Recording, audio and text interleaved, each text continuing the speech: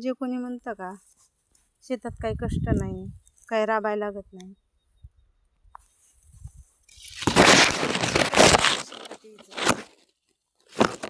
सोबत कष्ट करून दाखवायचे.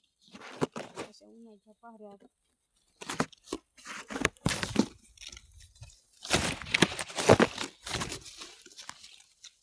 कडक कडक ऊन असतं का, पाऊस असतं का, त्यावेळेस त्या माणसाला कळत शेतात कष्ट कसं असते, शेतकऱ्याचं किती रक्त वाया जातं शेतात कष्ट करत. तरी शेतकऱ्याची कोणाला अजिबात कदर नाही. एवढं ऊन आहे, एवढ्या उन्हात एवढं कष्ट करा, निसर्ग तर साथ देतच नाही अजिबात. एवढ्या साहेबीने आल्या तेवढे आले, पण काय उपयोग? समजा शेतात सर्व काय म्हणते सुकून गेले, वाळून गेले, काही सुद्धा उपयोग नाही.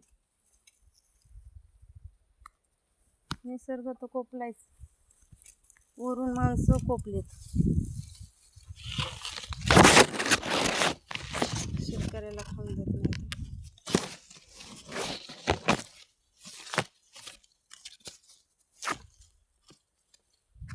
शेतकऱ्यांनी जगायचंच कशाचे जीवा काय नाही. पहिलं कर्ज काढून न फिटतंय का नाही तर फिटत बी नाही असं ह्याच्यात. तोच दुसरा वाढलेला असतो. आता यावर्षी तरी येईन वाटतं, यावर्षी तरी कष्ट केलेलं काहीतरी फळ घेतं, पण काय नाही. पुढं गेलं की मागं सपाट असं व्हायला लागले बरोबर.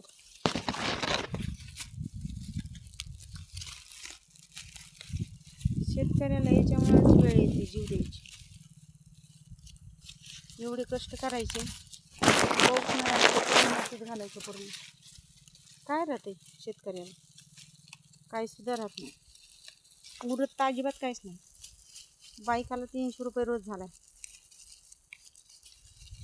कुठं 1000 आणि 500 रुपयाची खताची थैली झाली 3 आणि 4000 रुपयाला. 4 5 हजार रुपयाला एक थैली झाली. शेतकऱ्याने घ्यायचं काय, खायचं काय? म्हणजे सरकारच्या मालाचे भाव वाढतात. साखर झाली 50 आणि 60 रुपये किलो,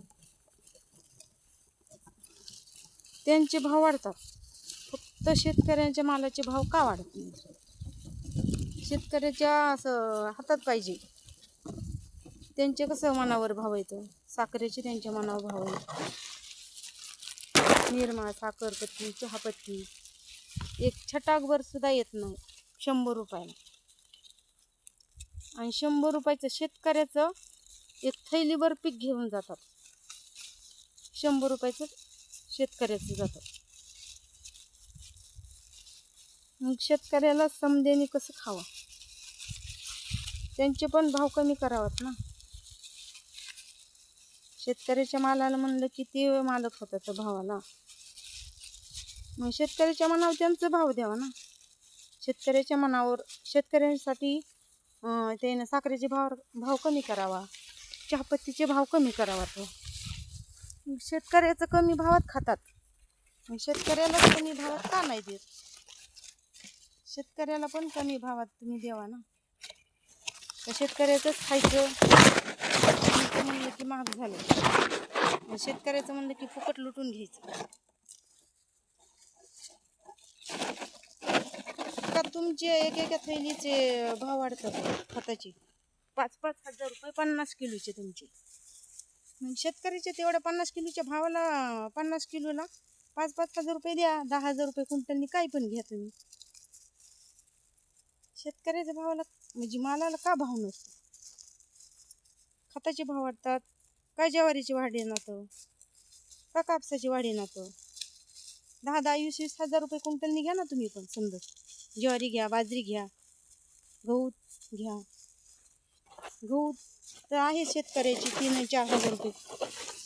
यांचं बरं कमी भावात खातात तुम्ही.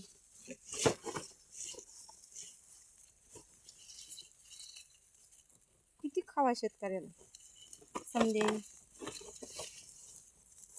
चहापत्ती द्या ना, 3-4 हजार रुपये क्विंटल. का नाही देत? साखर द्या.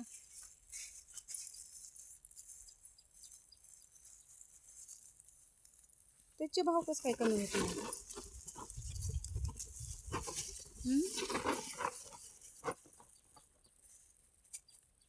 शेतकऱ्यालाच खावा, सगळ्यांनी शेतकऱ्यालाच खावा. शेतकरी जीव देईन नाही तर काय करीन?